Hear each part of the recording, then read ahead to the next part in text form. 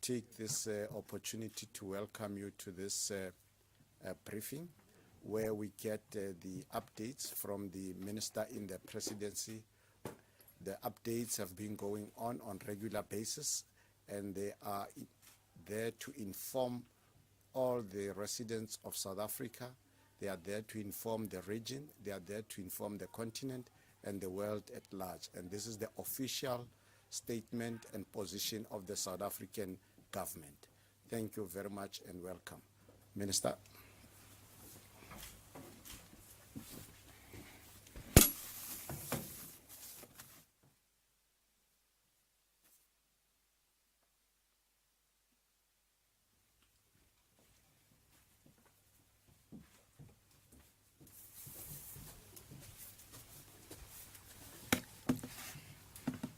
Thank you. Good afternoon. There was an important announcement this afternoon from the Reserve Bank. Government welcomes the decision of the Monetary Committee of the Reserve Bank to keep the repo rate unchanged at 3.5%, implying that fears of inflation on food and non-alcoholic beverages by some analysts may have no basis, as government, through the Department of Trade and Industry and Competition, continues to take action to prevent inflated food prices. In addition, South African businesses, in their engagement with the President, have committed themselves to prioritize the rebuilding of South Africa and the eradication of hunger and poverty. And thus, the decision to maintain the repo rate at the current level goes a long way to make it possible for all the players to play their part.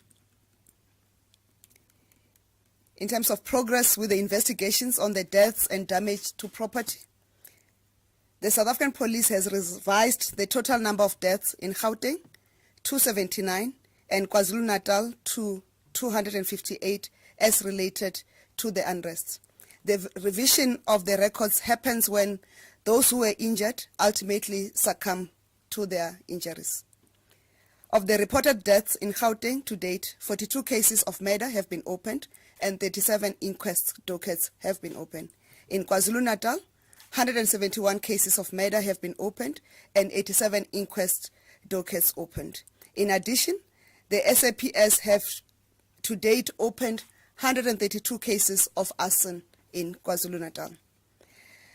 Law enforcement agencies are continuing with their investigations to ensure that instigators and key participants to the unrest are brought to book. There are no new updates as it relates to arrest of the instigators and key participants. The security situation: there are no new incidents of destabilization that have been reported across the two provinces or any other province. And we urge the public to regard as fake news claims that there have been incidents along the N1. Law enforcement agencies have verified that both the N3 and N2 are fully secured and operating smoothly. Thank you.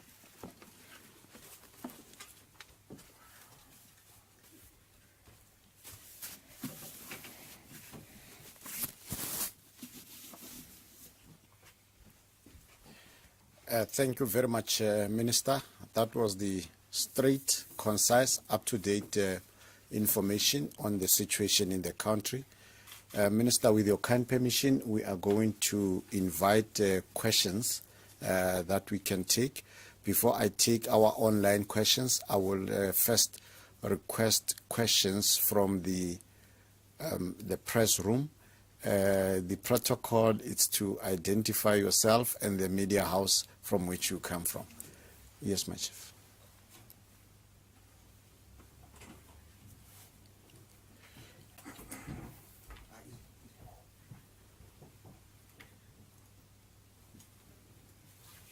Thank you so much. Minister, it's Governor Whittles from ENCA.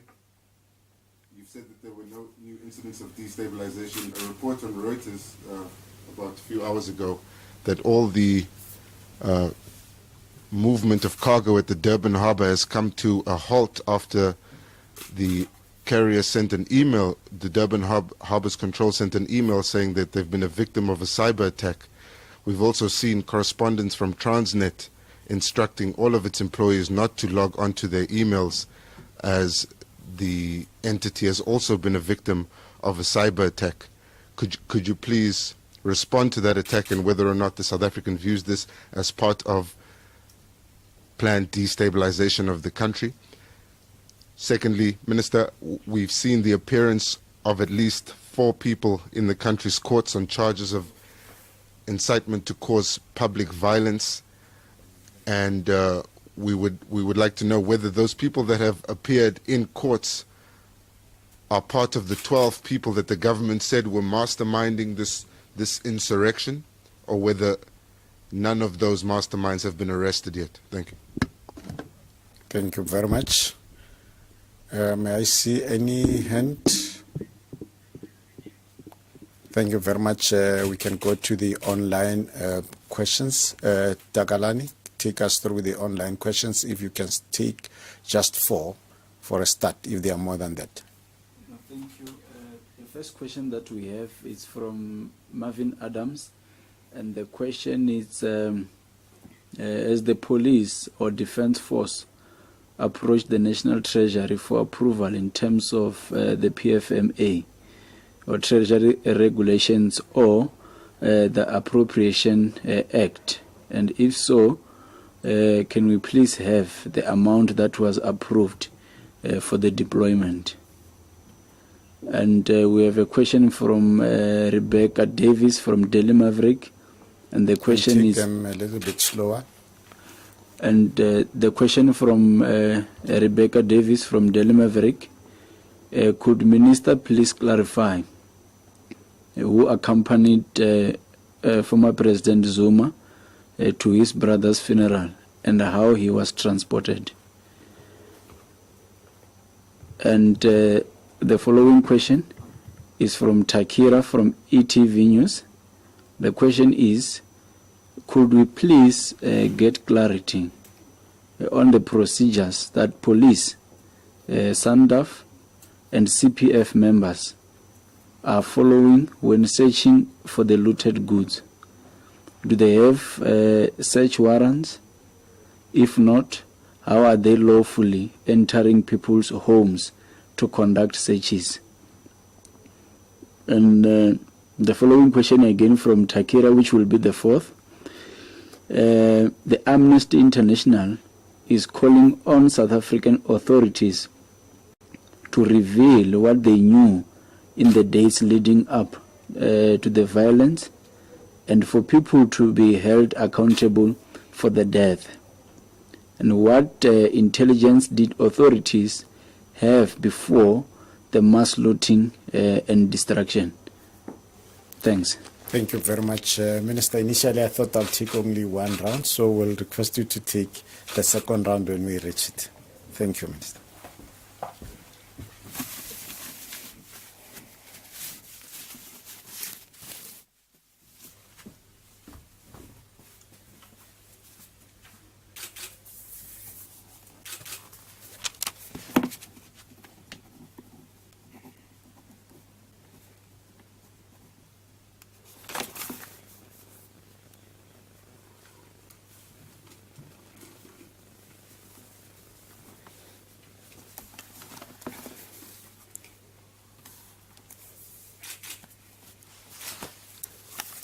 Thank you for the questions.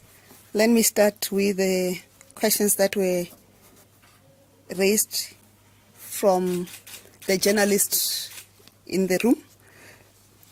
Whether the cyber attack on Transnet is linked to the continued unrest, at this stage we do not know. We are investigating, and when that is confirmed or disputed, dispelled, we are going to make that announcement. That is as straightforward as that, but currently we are treating it not as an unrelated event. In terms of the 4 persons, the 4 suspects, whether they are part of the masterminds, what our investigators, they're saying the 4 suspects are part of the key players in the, whether they're called masterminds or whatever, they are key players, and that's why they've been arrested in the case. And then let me go to the questions that are online.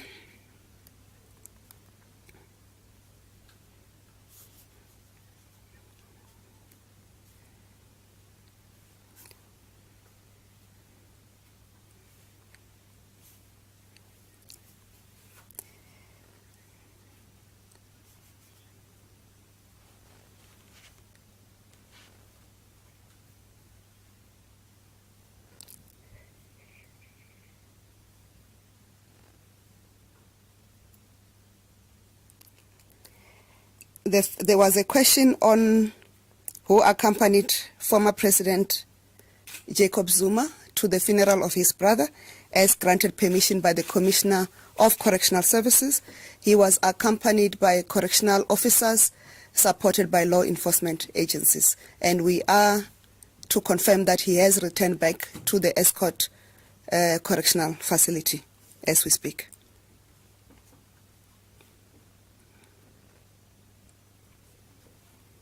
And then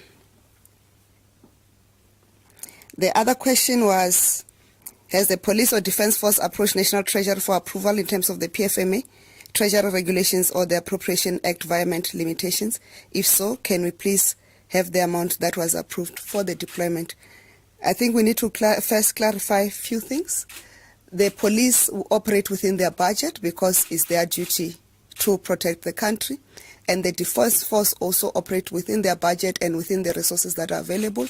When the deployment is being approved, they look within their own budget and say what are resources that they need, and then submit that to the president to approve, and also to Parliament in line with the Act. So, and the other question is, what is the amount? Yesterday I indicated that we are still talking of estimates amount because the deployment continues and gets revised. Currently, the estimation that has been submitted to Parliament for the 25,000 for the initial period of 1 month, and they are revising the submission to increase the term of the deployment of SNDF.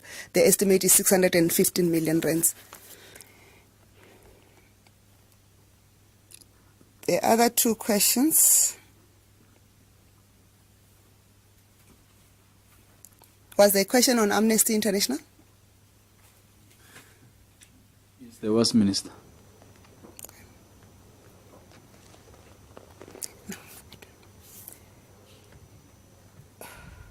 And the question on Amnesty International is whether what we must reveal what we knew in the days leading up to the violence, and for people to be held accountable for the death, what intelligence authorities have before the mass looting and destruction.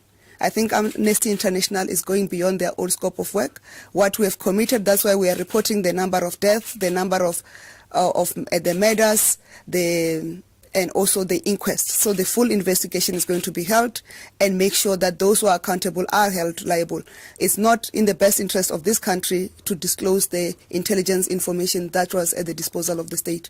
And Amnesty International must be satisfied with the fact that everybody who has died or every damage that has been caused in this country will be fully accounted for, and those who have murdered people will be fully will be apprehended and brought before the law so that they can face the consequences of their action, whether by planning the unrest or by killing people during the unrest. And then the last question was, I can't recall the last question.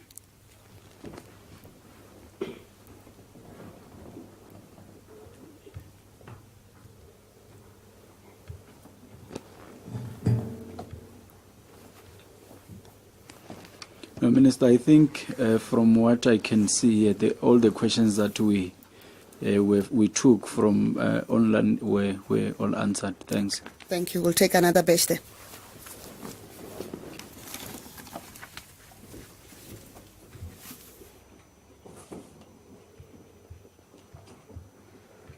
Thank you very much, Minister. Colleagues, we are taking the very last batch of the questions so that also we can release the Minister to attend to other pressing needs. Let me start with the hands inside, and then we'll quickly check if there is any question online. Thanks very much, Pravili.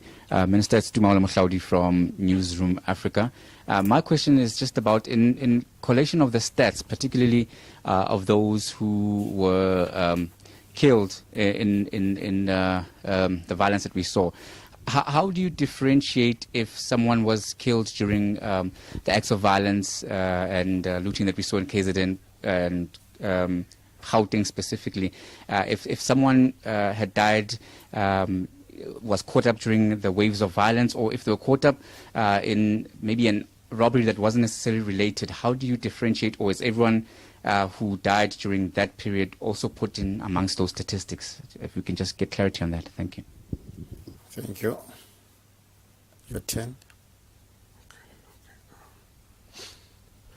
Aye, Minister, it's Govan again. Further reports then that police and intelligence officials are guarding police stations in Gauteng in anticipation of attacks on them, particularly police stations which have arms storage facilities. Are these reports correct or not? And you've just said new information that the people who have appeared in court have been identified by your investigators as key players. Are you able to say whether the government believes that these people who have been appearing in court form part of a network and had organized this together? And what about the other 8? Do you expect all 12 to be arrested? And finally, then, Minister, today we had the Police Minister Bekitele meeting with the Phoenix Community Protection Group, and we've now got confirmation from the mortuary in Phoenix that there are at least 30 unidentified bodies there, and further reports that there was a high number of people killed in Phoenix when the community sought to protect themselves. Has the government condemned what happened in Phoenix? What are your investigations saying at the moment? And can you confirm that there are those number of people that have been killed in Phoenix? And has anyone been arrested for what's happened in Phoenix? Thank you. Thank you very much. I think this brings us to the end of the questions from here. I'll then just check with Takalani if we have the last few questions on the online platform.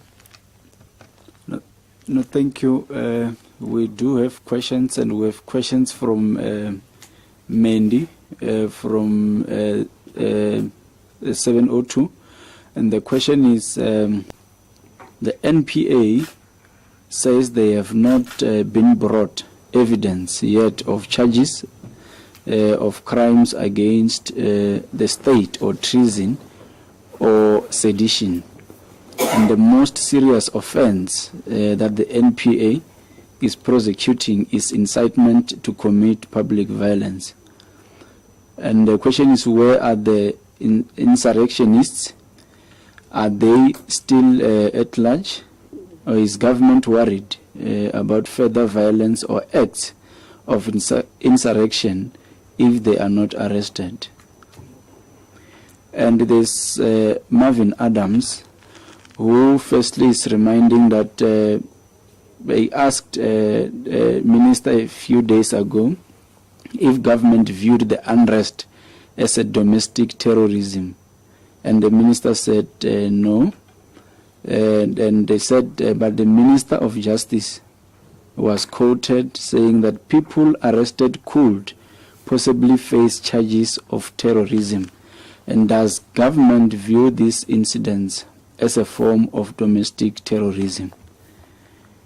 And the Marvin Adams again, people living with disabilities are saying that every sphere of society have been earmarked for COVID-19 vaccination. Apart from people living with disabilities, civil society has asked when will government stop seeming to marginalizing people with disabilities, and continues to ask to say, is the Department of Women, Youth and Persons with Disabilities a functioning department? And what are the plans to get started with vaccination of this group?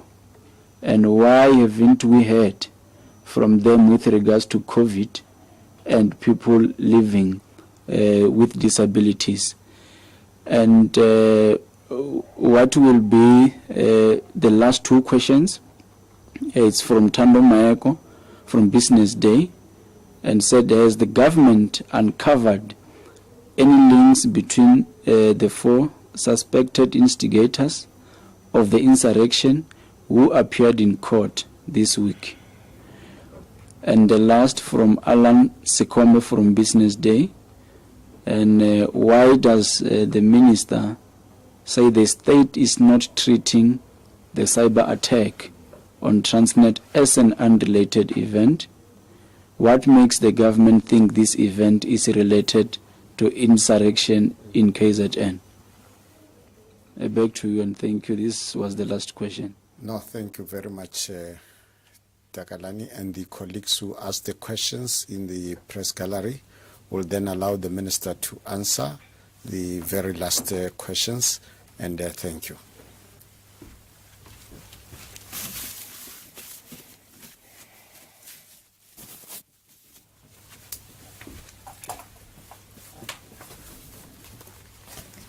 Thank you. I think let me start with the last question. I think the person did not hear me properly. I've said currently we are treating the cyber attack on Transnet as an unrelated event, not as related, unrelated event. But we are investigating, and when information comes to the fore, we'll either confirm or dispel whether the incident is related. So I think we must get those facts covered.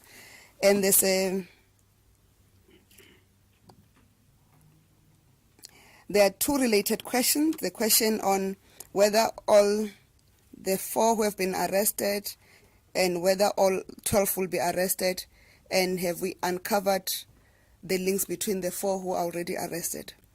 First, the question of whether we have uncovered the links between the 4 who have been arrested, who are in custody, is now going to jeopardize the case, because if we disclose that, what are we going to argue in court, and and you are just going to then share with the public or with their defense strategies to defeat the case of government. So that I'll leave to yourself to follow the court cases and determine it for yourself. And whether the 4 are the masterminds, or I thought we have clarified that they are key role players in the incidences, and I'm not going to disclose how key are they in that, but whether the 12 will be arrested, the remaining 8 will be arrested, and we have communicated yesterday and day before that all investigators, be they 12, instigators, be they 12, be they more, they will be apprehended. And we said, irrespective of their standing in society, they will be apprehended and will be dealt with in accordance with the law. And a related question to that is the issue of whether the Minister of Justice indicating that they could face charges of domestic terrorism, and the argument that the NPA have said the charges that they're currently investigating are public violence.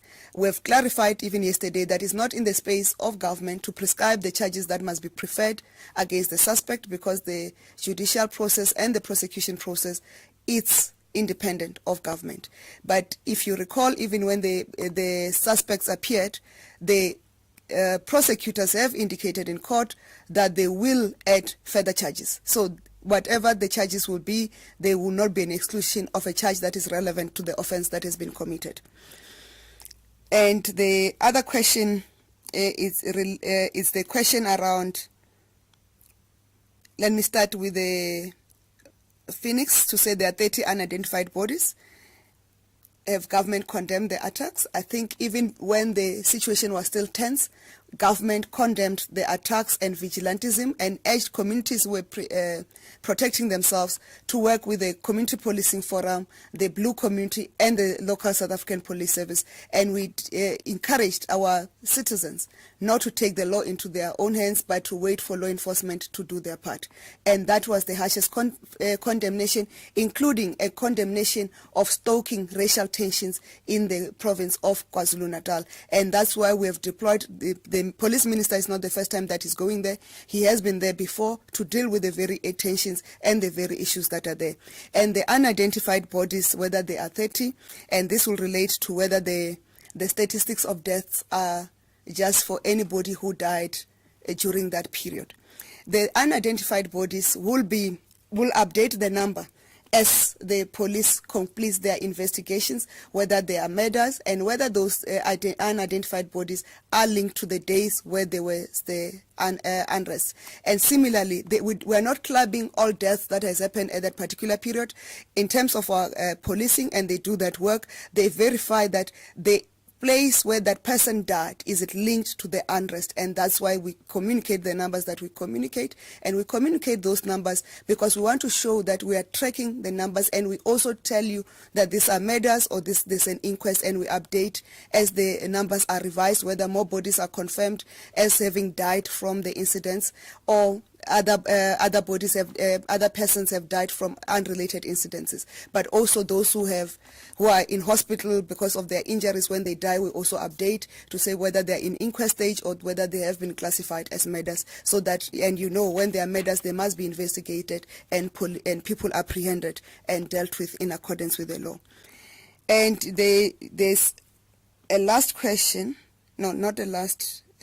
On the related questions to this, there's the last question around the police guarding and intelligence officers guarding. Intelligence officers will never guard key installations. It will be the police and the military who guard key installations. As we have indicated, part of the deployment of our police service and also our military is to guard key installations. And the installations that you have described, police stations, more especially the ones that hold ammunition, are key installations that must be protected because we cannot leave anything to chance.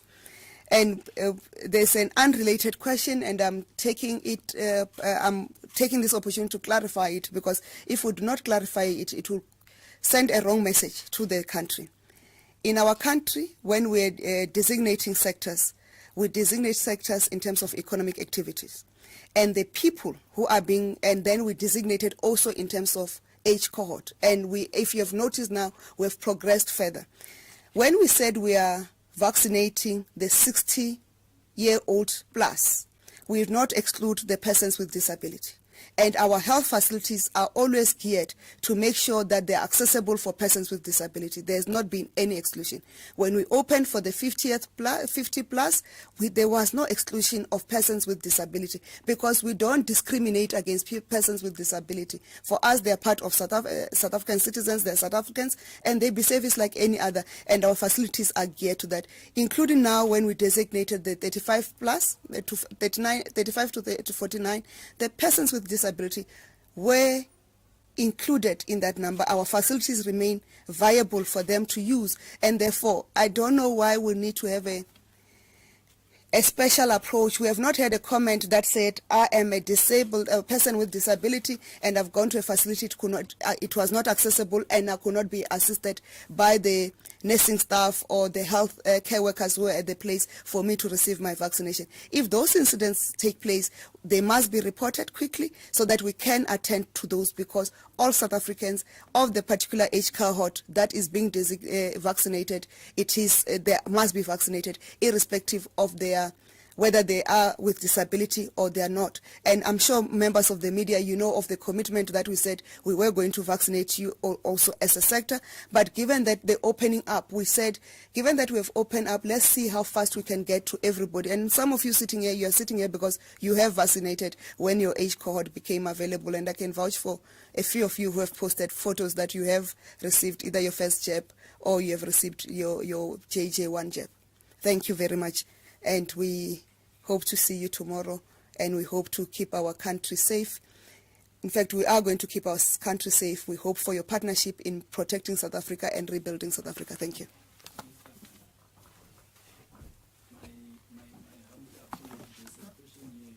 From Takira, who said she attempted to get from SAPS, but hoping she was going to get an answer from this briefing.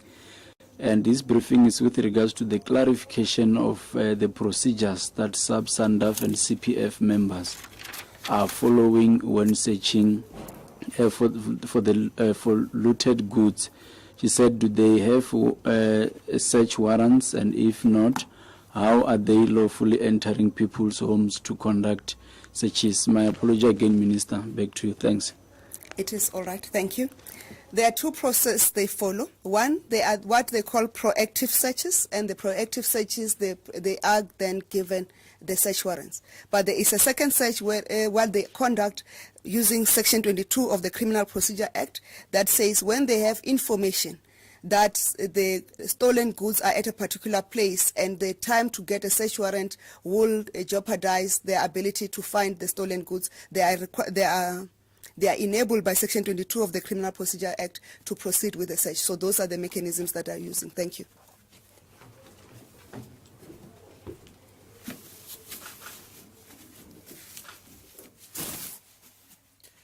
Thank you very much, Minister. This brings us to the end of this media briefing. As the Minister has indicated, this is part of an ongoing update to the nation, and we will continue updating the nation on what is happening. And I will also plead to all South Africans, including people in the region and Africa, to take only the information that comes from the government of South Africa on the unfolding situation. And thank you very much. This session is adjourned.